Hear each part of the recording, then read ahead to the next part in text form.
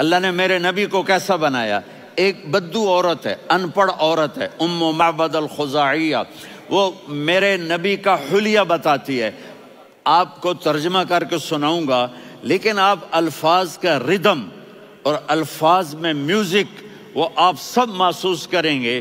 وہ بدو عورت کہتی ہے رأیت رجلا ظاہر الوضاء ابلج الوجه حاسن الخلق لم تعبه ثجلة ولم تزر به سعلة وصيم قصيم في عينيه دعج في أشفاره وطف في صوته سحل في لحيته كثافة في عنقه سطع وصيم قصيم أكحل أحور أزج أقرن إن تكلم علاه البهاء وإن سكت فعلاه الوقار وكأن منطقه خرزات نظم ينحدرن. اللہ، پتہ چلا کہ الفاظ کا ردم. وہ کوئی بولو تو صحیح، کیا ردم ہے. اب ترجمہ سنو. وہ کہتی ہے اپنے خامند کو کہ ابو معبد، ایک شخص آیا تھا، مجھے یوں لگا جیسے 14ویں کا چاند کپڑے پہن کے زمین پہ اتر آیا ہو. سبحان اللہ، کیا کہے. انتہائی خوبصورت، انتہائی حسین و جمیل، پیٹ نکلوا نہیں کہ بدصورت ہو جائے. کہا اتنا خوبصورت تھا کہ سر سے پاؤں تک حسن اس کا غلام تھا، خوبصورتی اس کی باندھی تھی، اور میں جدھر سے دیکھتی تھی مجھے حسن ہی حسن نظر آتا تھا. اور جب میں اس کے چہرے پر دیکھتی تو میری آنکھ نہیں بھرتی تھی، میرا جی چاہتا تھا میں دیکھتی جاؤں دیکھتی جاؤں دیکھتی جاؤں، میرا دل نہیں بھرتا تھا. کون؟ وسیم. وسیم اسے کہتے ہیں جس کو دیکھنے سے دل نہ بھرے.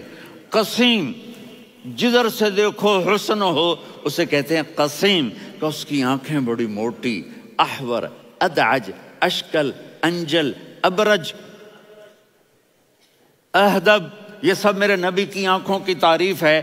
ان 5-6 الفاظ کا ایک مطلب ہے کہ اللہ نے کائنات میں ایسی حسین آنکھ کسی کی بنائی نہیں تھی. حسن و جمال آنکھوں میں، اور پلکیں بڑی لمبی. یہ عورتیں یہاں نکلی لگا لیتی ہیں نا لمبا لمبا کرنے کے لیے، تو میرے نبی کے قدرتی یہ بال لمبے تھے حسن کو بڑھانے کے لیے. داڑھی بڑی خوبصورت تھی. زبان میں، آواز میں جادو تھا، آواز میں کشش تھی، آواز میں ایک ایسا دل کھنچتا تھا. گردن لمبی تھی، سر سے پاؤں تک حسن و جمال تھا. جب وہ بولتے تھے نور چھا جاتا تھا، جب وہ خاموش ہوتے تھے وقار چھا جاتا تھا.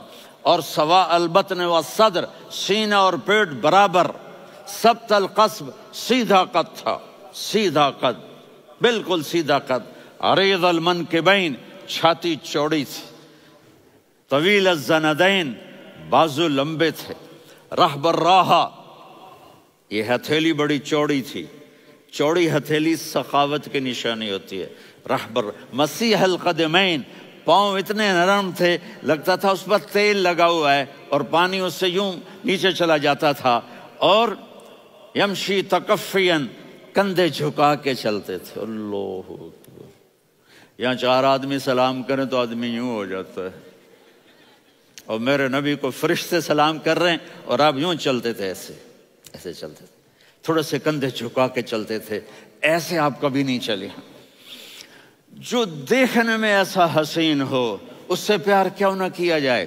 خاندان اونچا ہو تو آدمی اس کی قدر اور عظمت کرتا ہے. میرے نبی کا خاندان کیا ہے؟ میرے نبی نے فرمایا اللہ نے آدم کی ساری اولاد سے عرب کو چنا، عرب کی ساری اولاد سے مضر کو چنا، مضر کی ساری اولاد سے قریش کو چنا، قریش کی ساری اولاد سے ہاشم کو چنا، اور ہاشم کی ساری اولاد سے اللہ نے مجھے چنا. میں سب سے اعلیٰ خاندان کا ہوں، عالی نسب ہوں. میرے اللہ نے میرے 10 نام رکھے ہیں. میں محمد، میں احمد، میں ماہی، میں حاشر، میں عاقب، میں فاتح، میں ابو القاسم، میں طٰہٰ، میں یاسین. ان سے پوچھو. میں ایک مثال دیتا ہوں.